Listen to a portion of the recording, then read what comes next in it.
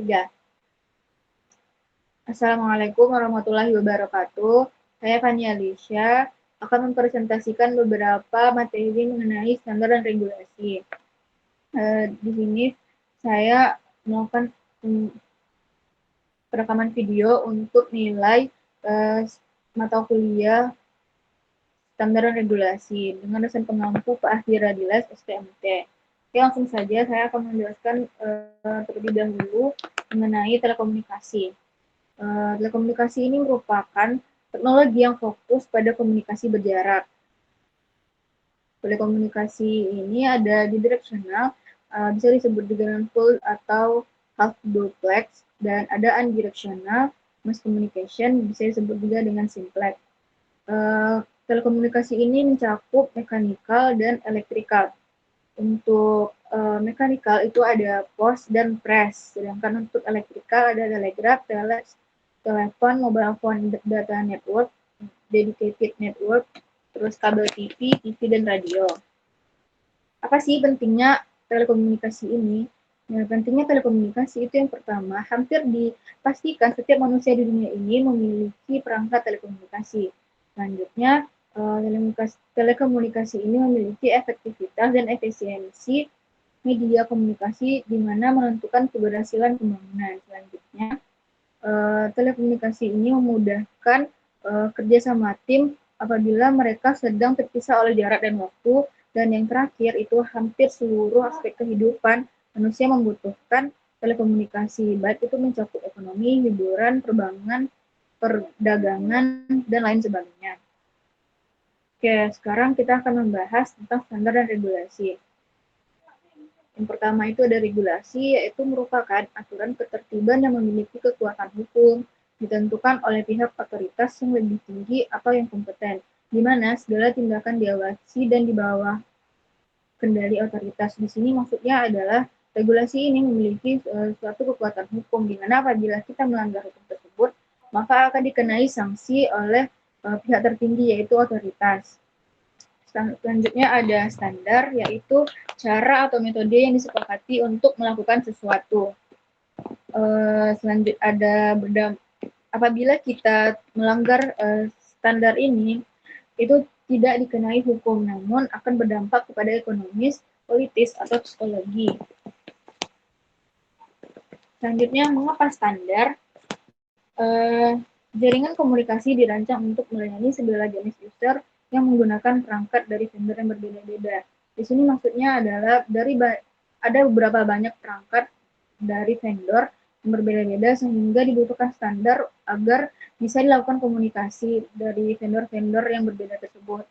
Selanjutnya ada standar diperlukan untuk melakukan interoperability dan compatibility dalam konteks efektivitas kinerja.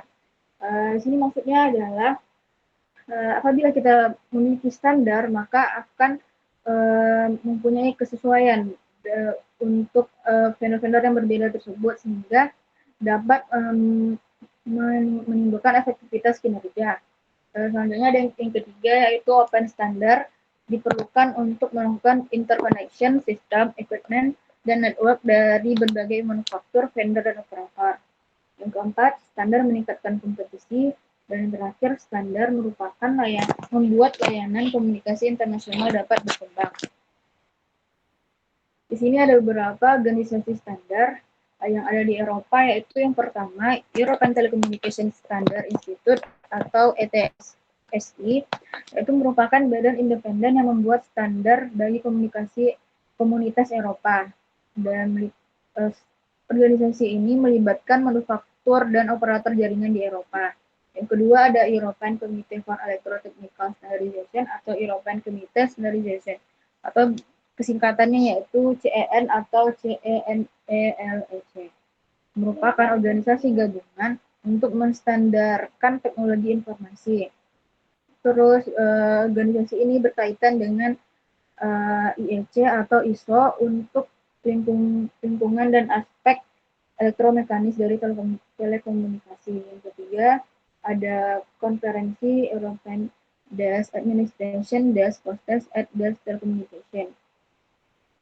Selanjutnya ada organisasi standar di nasional yang sangat berperan penting, yaitu di Inggris ada British Standard Institute atau BSI, terus di Jerman ada Dutch Industry Norman, di Amerika ada National Standard Institute, dan yang keempat di Finlandia dengan nama Finnish Standard Institute. Di sini ada juga standar IEEE, di mana definisinya itu adalah organisasi internasional yang merupakan asosiasi profesional utama untuk peningkatan teknologi. Nah, sebelum nama IEEE ini namanya adalah Institute of Electrical and Electronics Engineers. Namun sekarang tidak dikenal dengan IEEE saja karena sudah banyak standar-standar yang sudah dibuat oleh IEEE.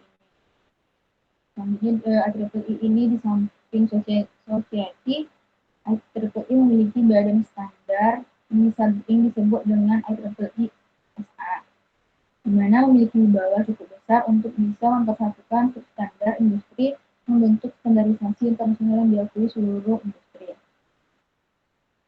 Ada berbagai macam standar IEEE, yaitu ada unit kerja dan bidang. Di sini unit kerjanya ada 802.1, 802.3, 802.11, dan seterusnya dengan bidang-bidang yang sudah ditentukan.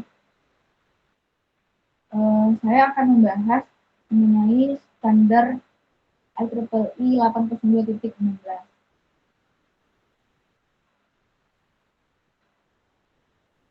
Introduction. Nah, 802.16 ini merupakan Wireless Metropolitan Area Network atau WMAN. Selanjutnya dia merupakan Offering Broadband Wireless Access, yaitu menawarkan akses broadband untuk jaringan wireless. Terus menyediakan konektivitas berkecepatan tinggi yang mendukung data, suara, dan video, di mana jangkauannya itu hingga 50 km. Sejarah standar aplikasi 802.16. Pada tahun 2001, pada bulan Desember, 802.16 itu ditetapkan broadband kabel 10 sampai 16 GHz. 10 sampai 6 GHz ini merupakan frekuensi kerjanya, di mana hanya line of sight dan aplikasi point to multipoint. Pada tahun 2002,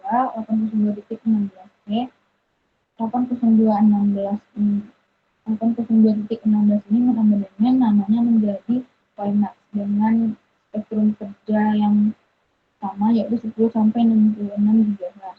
Pada tahun 2003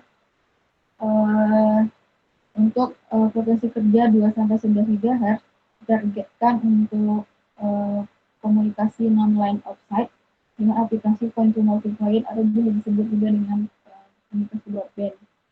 Pada tahun 2004, bulan Oktober, 802.6 ini menambahkan profil sistem WiMAX untuk frekuensi kerja 2 sampai 11 GHz. Dan yang terakhir pada tahun 2005, peningkatan MAC atau PHY untuk mendukung pelanggan yang bergerak dengan kecepatan kendaraan. Sini ada karakteristik dari channel. Yang pertama itu untuk frekuensi 10 sampai 66 GHz. Itu merupakan komunikasi line of sight. Lalu dia merupakan rentan terhadap rendaman hujan, dan yang terakhir yaitu merupakan single carrier internet. Untuk frekuensi kerja 2 sampai 11 GHz itu merupakan komunikasi non-line of sight, terus rentan terhadap multicat dan single and multi-carrier. Di sini ada varian-varian standar IEEE 802.16. Di sini ada IEEE 802.16, 802.16a, dan ada 802.16e. Di sini ada standarisasi untuk yang pertama itu di Januari pada tahun 2002, sedangkan untuk 16a itu 2003, dan untuk 16e itu pada estimasi pertengahan di tahun 2004. Spektrum pada 802.16 ini yaitu frekuensi kerjanya 10 sampai 66 GHz. Pada 802.16a ini 2 sampai 11 GHz, dan 802.16e ini kecil dari 6 GHz. Di mana kondisi kanalnya itu line of sight yang kedua itu non-line offset, dan yang ketiga juga non-line offset. Bitrate-nya bisa lihat pada tabel berikut ini dan modulasi.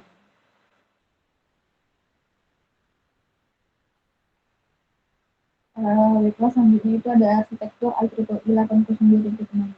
Dari gambar ini kita dapat menyimpulkan bahwa IEEE 809.16 ini ada dengan cara dia menggunakan line offset, yaitu dengan dari komunikasi dari base station langsung ke perangkat. Dan juga ada juga yang menggunakan non-line offset, yaitu dari base station lalu digunakannya relay baru ke perangkat. Juga selain itu, relay station ini berguna untuk mengcover daerah yang luas tersebut, sehingga dapat di-cover apabila kita menggunakan relay station. Dan yang terakhir itu ada physical layer. Di sini ada beberapa keterangan bahwa pada frekuensi 310 sampai 6 GHz atau yang kita sebut dengan frekuensi uplink itu menggunakan teknologi wireless non SC. Sedangkan untuk frekuensi di bawah 11 GHz atau biasa kita sebut dengan downlink itu menggunakan teknologi wireless non SCA, wireless non FDM, wireless non FDMA, dan wireless. Baiklah, sekian presentasi dari saya mengenai standar dan regulasi. Maaf segala kekurangan. Saya ucapkan terima kasih.